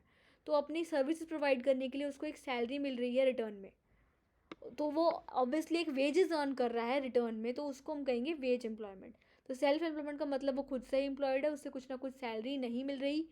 और वेज एम्प्लॉयमेंट का मतलब जो है उसे कुछ ना कुछ सैलरी मिल रही है अपनी एक्टिविटीज़ को कंट्रीब्यूट करने के लिए। Under wage employment workers is known as employee and buyer of the labour is termed as employer. तो जो वर्कर होता है, जो वहाँ पे काम कर रहा है, फॉर एग्जाम्पल अगर हम कोई टीचर हैं तो टीचर हो जाएगा एम्प्लॉय, और जो उसके ऊपर प्रिंसिपल है वो हो जाएगा उसका employer. Workers do not have an other resource except their own labour. तो वर्कर्स के पास अपनी लेबर, अपनी जो टीचर है उसके ऊपर अपनी टीचिंग के अलावा कोई भी और सोर्स नहीं है। वो सिर्फ अपनी सर्विसेज प्रोवाइड कर रहा है, उसके बदले एक certain amount of salary receive कर रहा है। तो ये हो जाएंगे उसके वेज एम्प्लॉयमेंट के अंडर, कि अपनी सर्विसेज कंट्रीब्यूट करके उसको जो सैलरी मिल रही है वो आ जाएगी उसकी वेज एम्प्लॉयमेंट के अंडर। तो जो वेज एम्प्लॉयमेंट है वो फर्दर हमारी टू टाइप्स की हो सकती है, उसको हम कहेंगे रेगुलर सैलरीड एम्प्लॉयज़ और कैजुअल वर्कर्स, राइट। तो हम डिस्कस करेंगे रेगुलर वर्कर्स का meaning. Regular workers are engaged by someone or enterprise and has paid wages on a regular basis and such are known as regular employed workers, such as permanent basis, and also get social security benefits like provident fund, etc. Account for 18% of the India's workforce. For example, professors, teachers, civil engineers working in the construction company sector. तो वो regular workers का मतलब होता है ऐसे workers जिनको regularly salary मिलती है अपनी सर्विस कंट्रीब्यूट करने के लिए, अपनी सर्विसेज प्रोवाइड करने के लिए, और उनको परमानेंट बेसिस पे हायर किया जाता है। फॉर एग्जांपल अगर हम किसी स्कूल की बात करें, तो अगर वहाँ पे कोई टीचर काम कर रहा है तो वो रेगुलरली एम्प्लॉयड है, उसको निकाल नहीं देंगे कि आपने इस क्लास को पढ़ा ली एक साल, अब निकल जाओ। अगर वो अपनी सर्विसेज अच्छी तरह, तो उसको वो काफ़ी लंबे टाइम तक अपने साथ रखेंगे, और उसे सारे के सारे बेनिफिट्स भी प्रोवाइड करेंगे, like social security benefits provide होते हैं रेगुलर वर्कर्स को, पेंशन प्रोविडेंट फंड प्रोवाइड किया जाता है, सैलरी तो मिलती ही मिलती है। तो ये सब जो चीज़ें होती हैं हमारी रेगुलर वर्कर्स को प्रोवाइड की जाती हैं। और जो रेगुलर वर्कर्स होते हैं वो 18% कॉन्ट्रीब्यूट करते हैं हमारी इंडिया की वर्कफोर्स के अंडर, लाइक प्रोफेसर्स हो गए, टीचर्स हो गए, सिविल इंजीनियर्स हो गए, और वो जो वर्कर्स इंजीनियर्स काम कर रहे हैं हमारे कंस्ट्रक्शन कंपनी के अंडर, वो सब रेगुलर वर्कर्स की डेफिनेशन में आएंगे।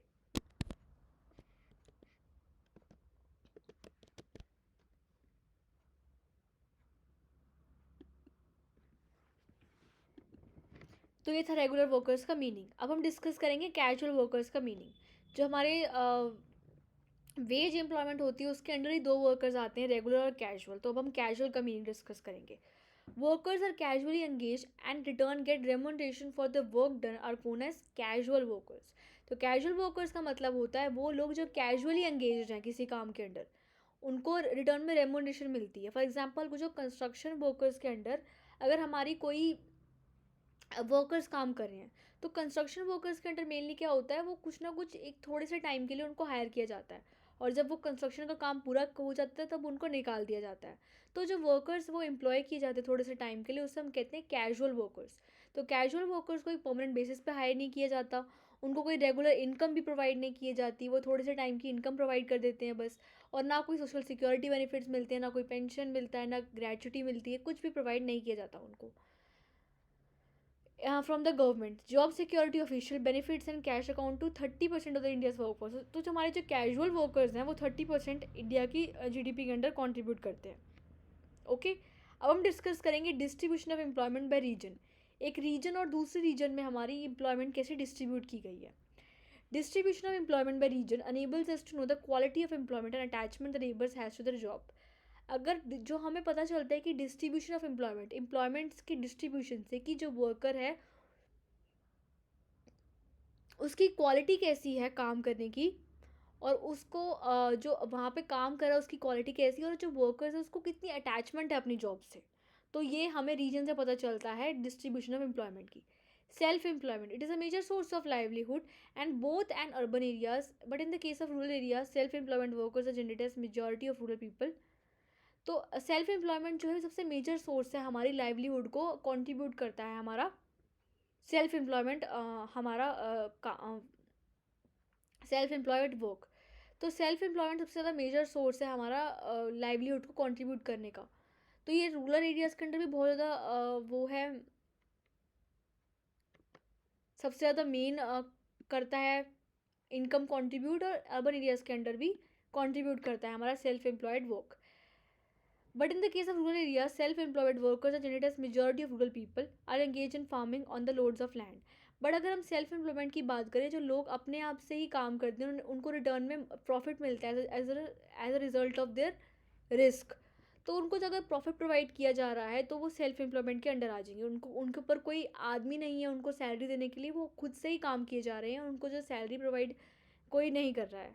तो जो उनको प्रॉफिट मिल रहा है वही उनकी सैलरी है, राइट।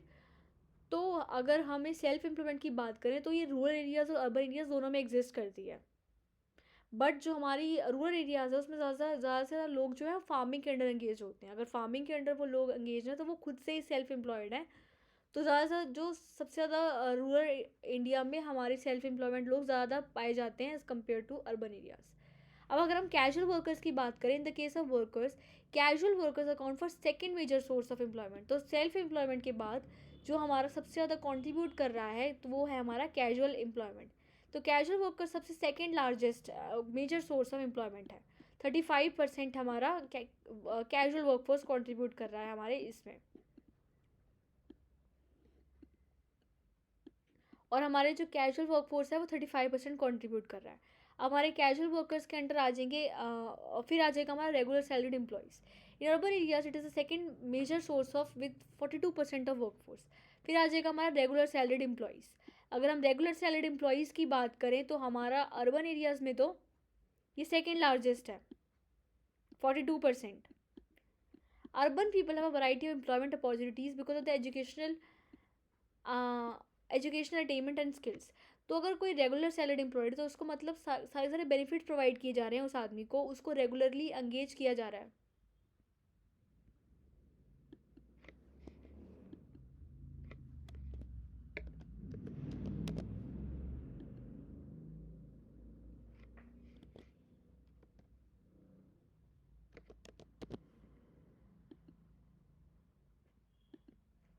उसको रेगुलरली एंगेज किया जा रहा है किसी काम के अंदर। तो अगर कोई भी एम्प्लॉयर होगा उसको रेगुलरली एंगेज करेगा, उसको सारे सारे सोशल सिक्योरिटी बेनिफिट्स प्रोवाइड करेगा, तो ऑब्वियसली क्या होगा, उसको वो चाहेगा कि वो एजुकेटेड हो। तो जो हमारे अर्बन लोग होते हैं उनको ज़्यादा फैसिलिटीज़ होती हैं। जो अर्बन लोग होते हैं वो ज़्यादा एजुकेटेड होते हैं एज़ कम्पेयर टू रूरल, क्योंकि वहाँ पर सारी सारी फैसिलिटीज़ प्रोवाइड की जाती हैं। तो जो अर्बन पीपल के अंडर जो रेगुलर सैलरी है वो ज़्यादा एम्प्लॉयमेंट जनरेट करता है as compare to rural, as compare to हमारा जो रूरल एरिया है उसमें। तो जो रूरल एरिया है उसमें सिर्फ और सिर्फ 9% जनरेट किया करता है, क्योंकि जो हमारे रेगुलर सैलरीड एम्प्लॉयज़ होंगे रूरल इंडिया के अंडर वहाँ पे ज़्यादा स्किल्स नहीं होंगी, तो तभी वो कम एम्प्लॉयमेंट जनरेट करता है वहाँ पे। तो 9% हमारे यहाँ पे जनरेट करता है वो स्किल। अब हम डिस्कस करेंगे distribution of employment in different sectors. जो हमारा प्राइमरी, सेकेंडरी और टर्शियरी सेक्टर है वहाँ पे हमारा एम्प्लॉयमेंट का डिस्ट्रीब्यूशन कैसा है। इन the case of economic development of a country, labour force in agriculture and other related activities, industry and service in this process, जो हमारा अगर हम इकोनॉमिक डेवलपमेंट की बात करें उसमें लेबर फोर्स की बात करें तो हम एग्रीकल्चर की बात करेंगे, और उसकी जो रिलेटेड एक्टिविटीज़ है लाइक इंडस्ट्री और सर्विसेज की बात करेंगे। In this process people migrate from rural to urban areas of engineering at a much later stage.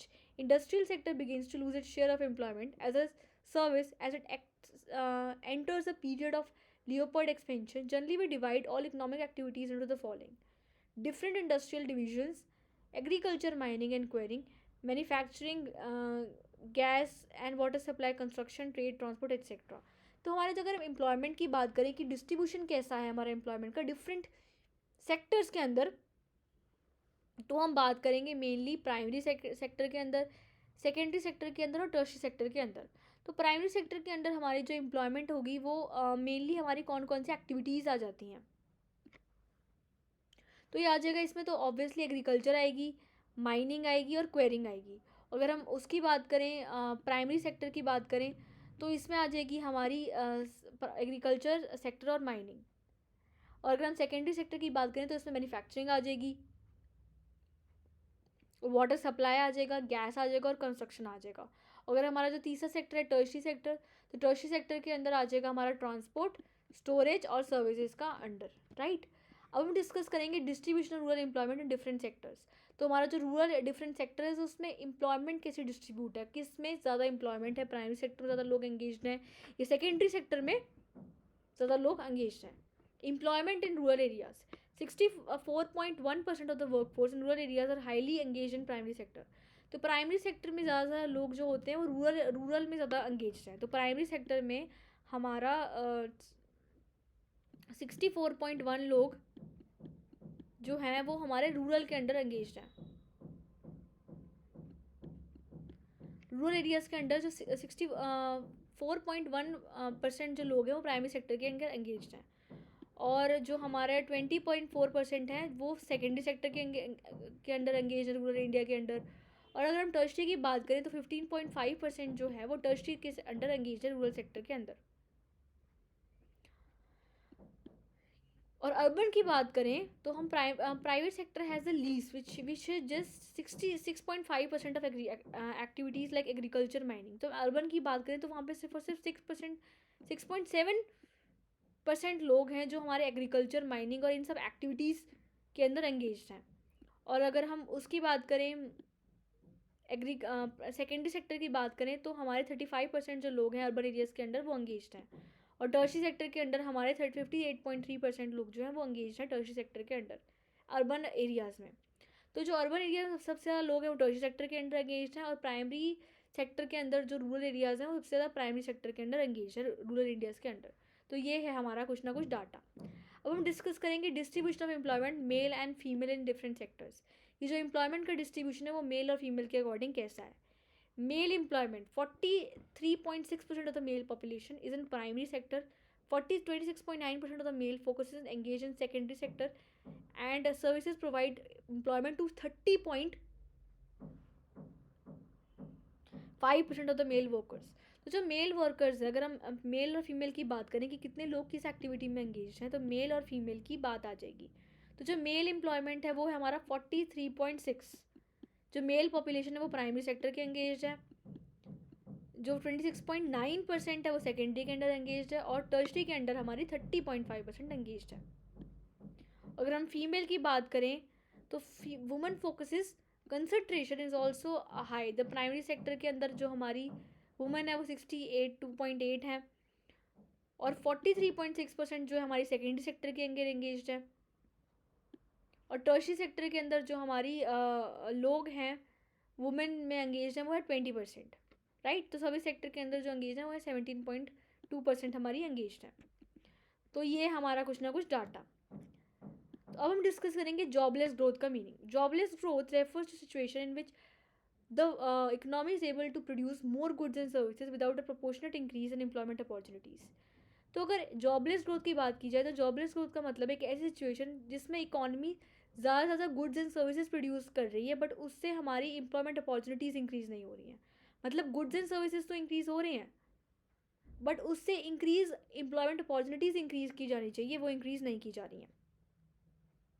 It is a situation which overall concentration is on the sector of GDP in the economy without corresponding increase in the employment opportunities.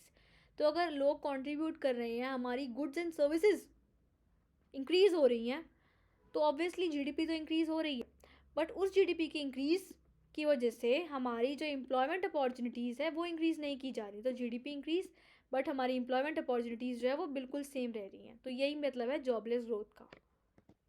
अब हम discuss करेंगे सबसे important topic जिसका मतलब है casualisation and informalisation of workforce. ये बहुत important topic है।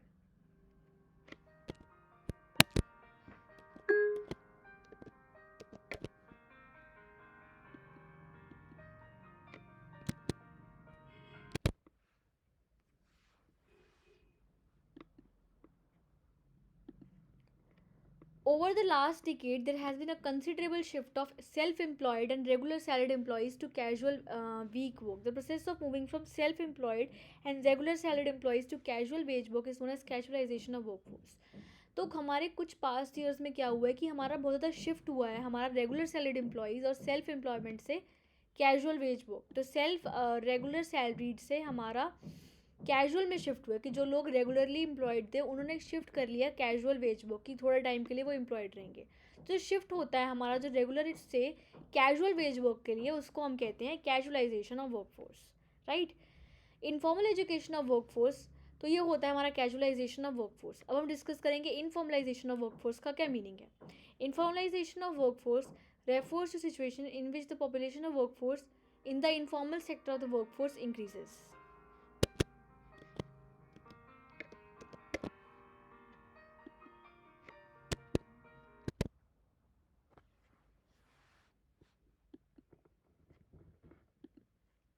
तो इनफॉर्मल सेक्टर, तो ऐसी सिचुएशन होती है इनफॉर्मलाइजेशन जिसमें जो हमारा शेयर होता है इनफॉर्मल सेक्टर के अंदर वो इंक्रीज हो जाता है। हम नेक्स्ट स्लाइड में डिस्कस करेंगे कि इनफॉर्मल सेक्टर और फॉर्मल सेक्टर क्या होते हैं।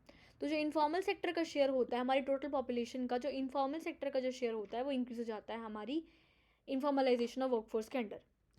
अब हम डिस्कस करेंगे फॉर्मल सेक्टर और इनफॉर्मल सेक्टर क्या होते हैं। Formal sector, all the public enterprises and private establishments which employ 10 or more hired workers are known as formal sector enterprises. तो जो भी हमारे पब्लिक इंटरप्राइजेज हैं, फॉर एग्जांपल गवर्नमेंट इंटरप्राइजेज और जो प्राइवेट इंटरप्राइजेज हैं उसमें 10 से ज़्यादा जो लोग काम कर रहे हैं हायर्ड बेसिस पे, उसे हम कहेंगे फॉर्मल सेक्टर एम्प्लॉयड। तो वर्कर्स जो होते हैं फॉर्मल सेक्टर के अंडर उसको हम कहते हैं, फॉर्मल सेक्टर के अंडर जो काम करते हैं उसे हम कहते हैं फॉर्मल सेक्टर वर्कर्स। उनको सारे के सारे सोशल सिक्योरिटी बेनिफिट्स प्रोवाइड किए जाते हैं and earn more than this in the unformal sector. The workers take them in various wage in which labour flows in India can form trade unions to protect the interest. However the organise sector provides workforce it is 7% of the total workforce. तो जो हमारे formal sector के under लोग काम किए जाते हैं उनको ज़्यादा से ज़्यादा सोशल सिक्योरिटी बेनिफिट्स प्रोवाइड किए जाते हैं, उनको ज़्यादा से ज़्यादा सैलरी प्रोवाइड की जाती है इनफॉर्मल सेक्टर के मुकाबले। बट इन सेक्टर्स में आने के लिए आपको एजुकेशन का होना बहुत ज़रूरी है, जो हमारी कंट्री में लैकिंग है कई पार्ट्स ऑफ द कंट्री में। तो जो ये वर्कफोर्स है सिर्फ और सिर्फ 7% लोगों को एम्प्लॉयमेंट प्रोवाइड की जाती है इस सेक्टर के द्वारा। अब हम डिस्कस करेंगे इनफॉर्मल सेक्टर का मीनिंग।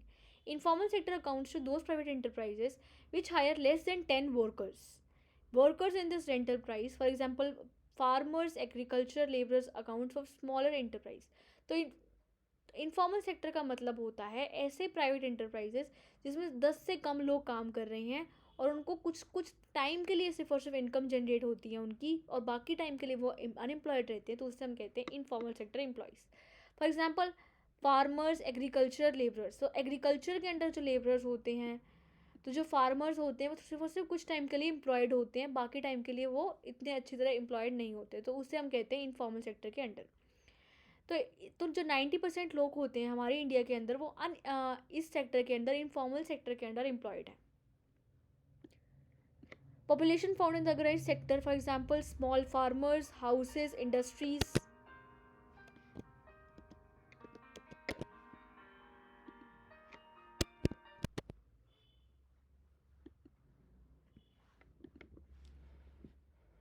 तो population found in the organise sector, example small workers. जो हमारे इनफॉर्मल सेक्टर होते हैं उसके अंदर स्मॉल वर्कर्स आ जाएंगे, जो हमारे इंडस्ट्रियल और हाउसेज में, शॉप्स में काम करते हैं और अदर सेल्फ एम्प्लॉयड के अंडर जो लोग काम करते हैं वो आ जाएंगे हमारे इनफॉर्मल सेक्टर के अंदर। Workers and enterprise in the informal sector do not get regular income, do not have any protection or regulation from the government. Such workers at the risk of being disseminated without any compensation workers in the slums and quarters. तो ये जो worker होते हैं इनको कुछ time के लिए salary मिलती है, इनकी कोई रेगुलर सैलरी नहीं है, इनको कोई सोशल सिक्योरिटी बेनिफिट्स नहीं प्रोवाइड की जाते, बट ये बहुत सारे लोगों को एम्प्लॉयमेंट प्रोवाइड करता है, सिर्फ 90% लोगों को एम्प्लॉयमेंट प्रोवाइड करता है। तो ये आ जाएगा हमारा इनफॉर्मल सेक्टर के अंडर। तो ये हमने फॉर्मल और इनफॉर्मल का मीनिंग देख लिया। अब हम देखेंगे अनएम्प्लॉयमेंट का क्या मीनिंग होता है। Unemployment refers to situation in which all those owing to lack of work और are not working but either seeks work through employment exchanges, intermediates, friends, relatives, or by making application to the prospective employer express their feelings of ability to work under the prevailing condition of work and other remunerations.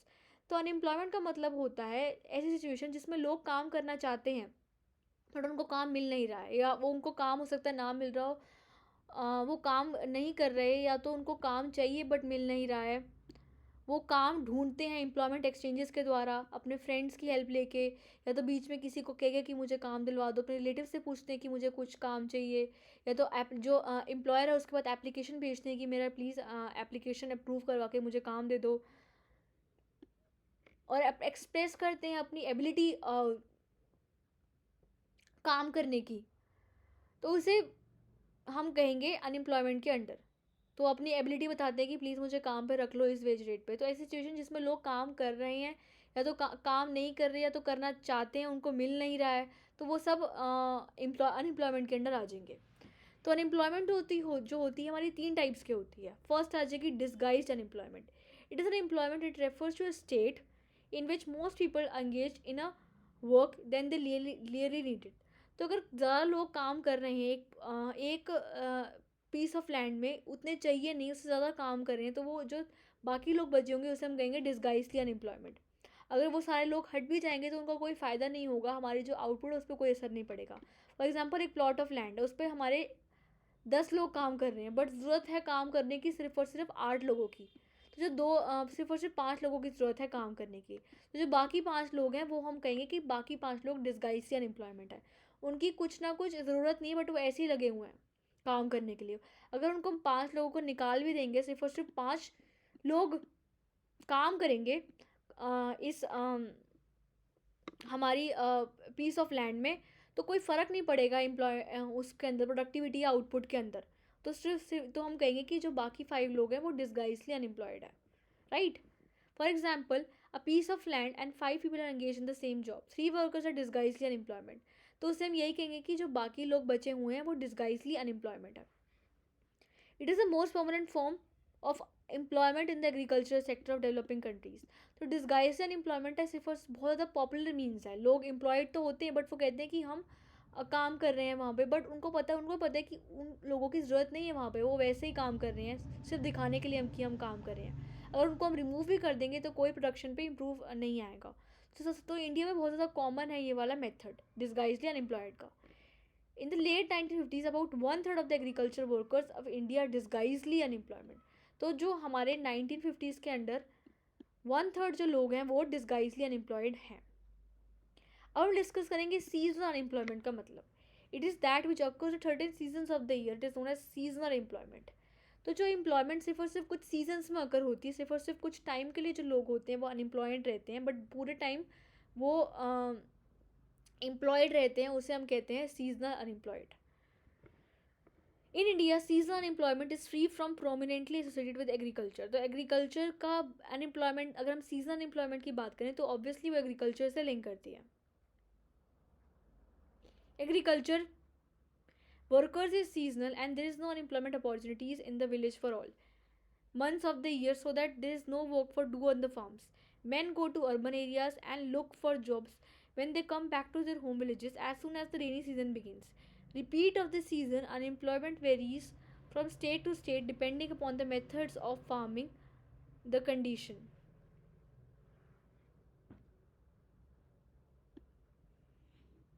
तो ये आ जाएगा हमारा seasonal employment के under. तो कुछ लोग होते हैं एग्रीकल्चर के under, agriculture in India workers is seasonal. जो एग्रीकल्चर होता है उसमें हमारा वर्क जो होता है वो सीजनल होता है और उसमें कोई एम्प्लॉयमेंट की अपॉर्चुनिटीज़ नहीं होती। तो when they come to their farms, men go to urban areas और लुक फॉर जॉब्स।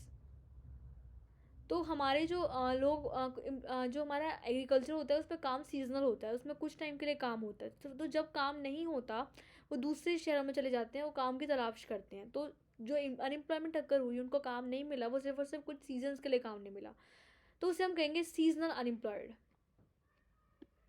तो उसे हम कहेंगे सीजनल एम्प्लॉयमेंट के अंडर। फिर तीसरा होता है open unemployment.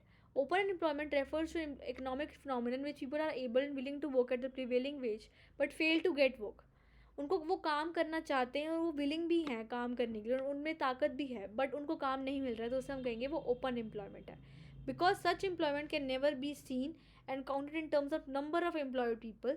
Unemployed person is different from disguised unemployment. In the case open employment, workers totally idle, और in the case of disguisedly unemployment, workers appear to be idle and not seem to the idle. तो हमारे open employment का मतलब वो काम करना चाहते हैं बट उनको काम मिल नहीं रहा है, वो एबल भी हैं काम करने के लिए। कई लोग कन्फ्यूज हो जाते हैं कि हमारा डिस्गाइज अनएम्प्लॉयमेंट या ओपन एम्प्लॉयमेंट सेम है, बट डिस्गाइज के अंदर वो काम कर रहे हैं, बट अपीयर लग नहीं रहा कि वो काम कर रहे हैं। उनकी कुछ फ़र्क नहीं होगा, अगर वो रिमूव भी हो जाएंगे तो कोई आउटपुट पे असर नहीं होगा, बट ओपन के अंडर तो वो काम ही नहीं कर रहे हैं, तो इसमें कुछ ना कुछ फ़र्क है। तो ये हमारी अनएम्प्लॉयमेंट की डेफिनेशन है। Unemployment refers to situation in which people are willing and able to work at the existing wage rate but do not get work. वो काम करना चाहते हैं, एबल भी हैं, बट उनको काम नहीं मिल रहा है. Unemployment is confined not only to unskilled workers but a sizable number of skilled workers also fail to get jobs for long periods. तो सिर्फ और सिर्फ स्किल्ड के अंदर नहीं आता अनएम्प्लॉयमेंट, ये अनस्किल्ड पे भी टिका हुआ है, तो अनस्किल्ड स्किल्ड दोनों अनएम्प्लॉयमेंट के अंडर आएगा. According to some economists, unemployment persons is the one who are not able to get employed over a half year a day.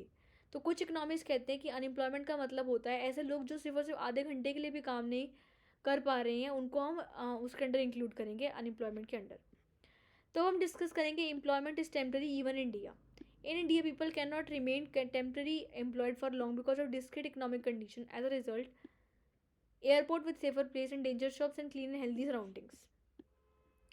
तो इंडिया के अंदर जो लोग होते हैं वो टेम्प्रेरी कम्प्लीटली एम्प्लॉयड नहीं होते लॉन्ग के लिए, क्योंकि हमारी इकोनॉमिक कंडीशन ही ऐसी है कि वो कम्प्लीटली अनएम्प्लॉयड नहीं रह सकते बहुत लंबे टाइम के लिए, राइट. तो हमारी इकोनॉमिक कंडीशन ही ऐसी है, तो हमें कुछ ना कुछ काम करते रहना चाहिए अपनी सर्वाइवल को मेंटेन करने के लिए. अब हम डिस्कस करेंगे हमें एम्प्लॉयमेंट का डाटा कहाँ से मिलता है. Sources of unemployment data. There are 3 sources of data और employment. Report to Census of India, Population Census, collect information on the economic activity of people. तो जो फर्स्ट जगह है जहाँ से हमें अनएम्प्लॉयमेंट का डाटा मिलता है वो है हमारा report to census of India. ये हमें डाटा कलेक्ट करती है अनएम्प्लॉयमेंट के बारे में और हमारी इकोनॉमिक एक्टिविटी के बारे में लोगों की, और हमें प्रोवाइड करती है. Second is national sample survey organisation that collects the sample surveys and give a new list means of employment and unemployment. तो हमारा जो NSSO है वो भी हमें सैम्पल सर्वेज प्रोवाइड करती है और हमें लिस्ट देती है जो अनएम्प्लॉयड लोग हैं और जो एम्प्लॉयड लोग हैं. और थर्ड है directorate general of employment and training. DGT has been implementing the employment market information for over the last 30 years. It provides information about the structure of employment occupation. तो जो DGET है, मतलब directorate general of employment and training है, वो भी हमें data provide करती है एम्प्लॉयमेंट के बारे में, और 30 years से डाटा प्रोवाइड किए जा रही है. तो इससे हम पता चलता है कि हमारी स्ट्रक्चर ऑफ एम्प्लॉयमेंट की पोजीशन कैसी है हमारी कंट्री की, लोगों की एजुकेशनल प्रोफाइल कैसी है, उनके फीचर्स कैसे हैं डाटा के, और वो how to provide a tribute to the employed, और जो लोग हैं उनको कैसे हम दूर करें उनकी अनएम्प्लॉयमेंट, और जो वैरायटी ऑफ एम्प्लॉयमेंट की जो प्रॉब्लम्स है वो कौन कौन सी फेस कर रहे हैं पूरी कंट्री में. तो हम डिस्कस करेंगे लास्ट टॉपिक जो government policies and employment generation की. एम्प्लॉयमेंट को जनरेट करने के लिए गवर्नमेंट ने कौन कौन सी पॉलिसीज़ को इम्प्लीमेंट किया. Government has been taking many steps to generate acceptable employment ensuring that at least minimum safety and job satisfaction. तो गवर्नमेंट काफ़ी सारे स्टेप्स लिए जा रही है एम्प्लॉयमेंट को और अनएम्प्लॉयमेंट को ख़त्म करने के लिए और एम्प्लॉयमेंट को जनरेट करने के लिए. वो मिनिमम सेफ्टी अचीव करना चाहती है और वो चाहती है कि लोग ज़्यादा से ज़्यादा जॉब सेटिस्फैक्शन हो उनके under. Since independence the union and state government has played an important role in generating employment. तो इंडिपेंडेंस के स्टार्टिंग से यूनियन और स्टेट गवर्नमेंट ने बहुत इंपॉर्टेंट रोल प्ले किया है हमारी एम्प्लॉयमेंट को जनरेट करने के लिए, are creating an opportunity for this employment generation. The reports can be seen broadly into 2 aspects. तो एम्प्लॉयमेंट गवर्नमेंट ने हमारा क्या कॉन्ट्रीब्यूट किया है जनरेट करने के लिए एम्प्लॉयमेंट को. तो फर्स्ट है कि government provides direct employment to people in different departments for administrative purposes. First है कि गवर्नमेंट डायरेक्टली एम्प्लॉयमेंट प्रोवाइड करती है कुछ डिपार्टमेंट्स को, उनकी सर्विस एडमिनिस्ट्रेटिव डिपार्टमेंट्स को उनकी सर्विसेज प्रोवाइड करने के लिए. It also rent industries, hotels and transport companies and hence provides employment directly to workers. तो कुछ जो क्या होता है हमारी जो गवर्नमेंट होती है वो कुछ ना कुछ डायरेक्टली एम्प्लॉयमेंट प्रोवाइड करती है कुछ लोगों को. Rent industries, hotels and transport companies उनको रेंट कर देती है ट्रांसपोर्ट कंपनीज़ को, और उनकी जो लोग होती है वहाँ पे उनको डायरेक्टली एम्प्लॉयमेंट प्रोवाइड करती है. तो उससे हमारा आउटपुट और गुड्स एंड सर्विसेज इंक्रीज हो जाता है और वहाँ के लोगों को डायरेक्टली एम्प्लॉयड प्रोवाइड हो जाती है। Private enterprises providing services to these is the capital resulting of number of workers. तो उससे क्या होता है, वहाँ के लोगों की एम्प्लॉयमेंट अपॉर्चुनिटीज जनरेट हो जाती हैं। In the economy will increase the things you implement a positive is called interact economy by the government. तो ये जो मेथड होता है गवर्नमेंट का डायरेक्टली जनरेट करने का एम्प्लॉयमेंट को, उसे हम कहते हैं डायरेक्ट मेथड। और सेकंड होता है कि गवर्नमेंट ने कुछ ना कुछ एम्प्लॉयमेंट जनरेशन प्रोग्राम सेट किए हुए हैं, ये होता है उसका इनडायरेक्ट मीन्स एम्प्लॉयमेंट को जनरेट करने का। The government has also prevent number of employment generation programmes like national rural employment generation programme, prime minister Rozgar Yojana, स्वर्ण जयंती शहरी रोजगार योजना। इन तो इस तो गवर्नमेंट ने कुछ हमारे एम्प्लॉयमेंट प्रोग्राम्स भी जनरेट किए हैं, लाइक प्रधानमंत्री रोजगार योजना, स्वर्ण जयंती शहरी रोजगार योजना। उसमें गवर्नमेंट ने इनडायरेक्टली लोगों को एम्प्लॉयमेंट प्रोवाइड की है। In this sector government aims to abbreviate poverty through this employment generation programmes. तो उसमें कुछ ना कुछ लोगों को सर्विसेज प्रोवाइड की गई हैं, लाइक प्राइमरी हेल्थ एजुकेशन की। तो उससे लोगों को इनडायरेक्टली एम्प्लॉयमेंट प्रोवाइड की गई है। People in this buying income unemployment developing country in the house of construction and sanitation. तो इसमें क्या किया है कि लोगों को इनडायरेक्टली अनएम्प्लॉयमेंट प्रोवाइड की गई है। इसमें आ जाएगा फर्स्ट प्रधानमंत्री रोजगार योजना के द्वारा, स्वर्ण जयंती शहरी रोजगार योजना, फिर आ जाएगा हमारी शहरी ग्रामीण योजना। तो इन सब लोगों के लिए लोगों ने गवर्नमेंट ने इन सब चीज़ों में इनको इनडायरेक्टली एम्प्लॉयमेंट प्रोवाइड की गई है। तो हम डिस्कस करेंगे कंक्लूजन के बारे में कि हमने इस चैप्टर से क्या क्या चीज़ें पढ़ी। फर्स्ट है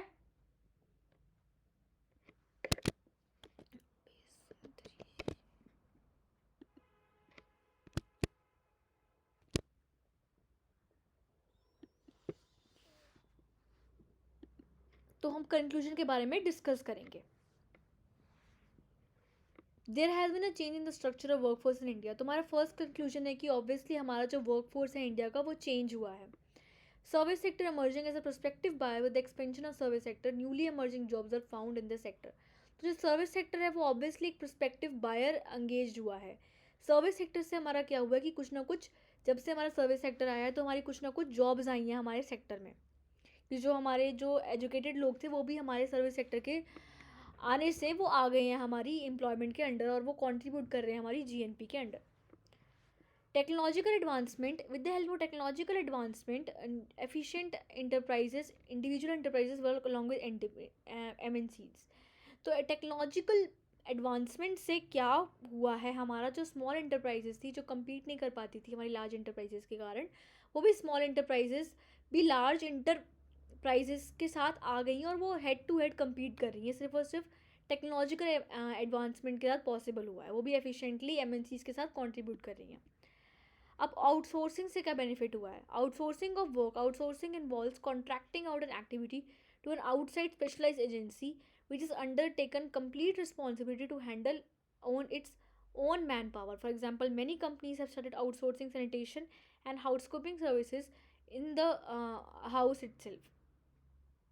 तो आउटसोर्सिंग से क्या हुआ है हमारा कि हम किसी और सर्विसेज, किसी और पार्टी को, अपनी जो हम खुद काम कर सकते थे हमने किसी और पार्टी को दे दिया। उससे हमारा क्या हुआ है कि हमारा टाइम सेव हुआ है, और वो जो बंदा है वो एक्सपर्ट है उस काम को करने में, तो ऑब्वियसली वो काम अच्छे से करेगा। और हम जो काम खुद अच्छे से नहीं कर पाते, हमने किसी और पार्टी को दे दिया, तो उससे हमारी कॉस्ट भी सेव होगी, राइट। तो ये सब आउटसोर्सिंग के बेनिफिट्स हैं। तो काफ़ी लोगों ने ये जो आउटसोर्सिंग का काम था, सैनिटेशन और हाउस कीपिंग फंक्शन, वो शुरू कर दिया है। Work from home due to changes in working method does not become a common practice for the people to work from their home. Internet has become an amazing thing for the people to work for their opportunities। तो जो corona में क्या हुआ है कि काफ़ी सारे लोगों ने वर्क फ्रॉम होम शुरू कर दिया। अब वर्क फ्रॉम होम की वजह से क्या हुआ कि काफ़ी लोगों ने इमेजिन भी नहीं किया था कि ऐसी कोई सिचुएशन आ जाएगी जिसमें हम ऑनलाइन लेक्चर्स होंगे, कि हम ऑनलाइन सब कुछ पढ़ाएंगे। बट कोरोना की वजह से ये पॉसिबल हो चुका सब कुछ। तो लोगों को एक नया मीन्स मिला, एक ज़रिया मिला कि वो जान सके कि इंटरनेट की कितनी बड़ी पावर है, कि सारा का सारा काम जो है वो वर्क फ्रॉम होम पॉसिबल है। तो काफ़ी सारे जो एम्प्लॉयज़ हैं बड़े बड़े, वो सारे के सारे जो कोविड के चक्कर में सिर्फ सारे वर्क फ्रॉम होम ही कर रहे थे। तो वर्क फ्रॉम होम से हमें एक नया मेजर पता चला कि टेक्नोलॉजी हमारी कहाँ तक एडवांस पहुँच गई है और इंटरनेट कितना बड़ा मीन्स है हमारी नीड्स को फुलफ़िल करने का। तो इंटरनेट बहुत ज़्यादा अमेजिंग मीन है वर्क फ्रॉम होम अपॉर्चुनिटीज़ का। और फिर है हमारा employment in the informal sector. The nature of employment has become informal with only limited ability of the social security measures to the workers. तो जो नेचर ऑफ एम्प्लॉयमेंट है हमारा workers का, वो बहुत ज़्यादा इनफॉर्मल है। अब इनफॉर्मल का मतलब क्या है कि हमारे जो लोग हैं उनको कम एबिलिटी है सोशल सिक्योरिटी की। और जो हमने डिस्कस किया था इनफॉर्मल और इनफॉर्मल सेक्टर क्या होता है, फॉर्मल सेक्टर में सारे सारे सोशल सिक्योरिटी बेनिफिट्स प्रोवाइड किए जाते हैं और इनफॉर्मल में नहीं किए जाते। तो जो हमारा नेचर ऑफ वर्क है एम्प्लॉयमेंट का, वो हमारी कंट्री में इनफॉर्मल है। तो जो लोगों के पास लिमिटेड एबिलिटी है सोशल सिक्योरिटी की। अब लास्ट है कि the process to GDP not in the employment opportunities in the last 2 decades has been kept up with the group but without increase in employment opportunities. हमारा क्या हुआ है कि हमारा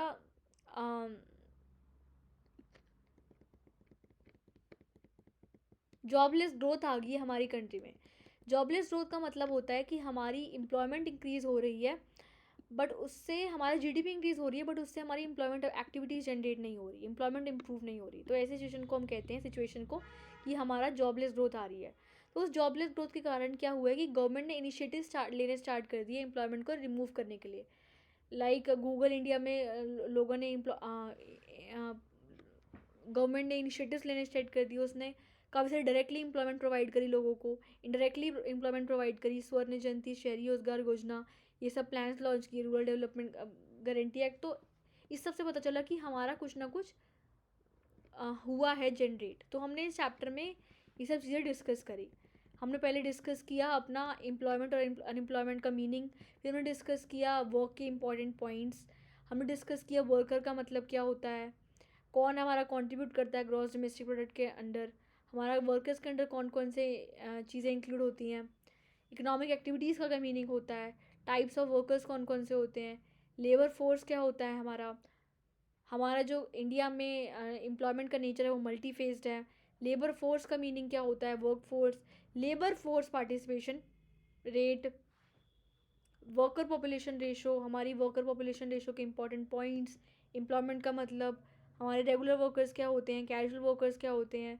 हमने डिस्ट्रीब्यूशन किया एम्प्लॉयमेंट का रीजन के द्वारा, सेक्टर्स से। फिर हमने किया हमारा सेक्टर्स में ही देखा था अर्बन रूरल में। फिर हमने देखा था जेंडर वाइज जॉबलेस ग्रोथ का मीनिंग जाना, कैजुअलाइजेशन या इनफॉर्मलाइजेशन ऑफ वर्कफोर्स क्या होता है, फॉर्मल और इनफॉर्मल का मीनिंग, अनएम्प्लॉयमेंट का मीनिंग क्या होता है। 3 टाइप्स की अनएम्प्लॉयमेंट होती है, डिस्गाइज, सीजनल एंड ओपन। फिर हमने देखा कि जो इंडिया में नेचर है एम्प्लॉयमेंट का वो सीजनल है। सोर्सेज कौन कौन से हैं एम्प्लॉयमेंट के, report to census of India, national sample survey organisation और directorate general of employment and training.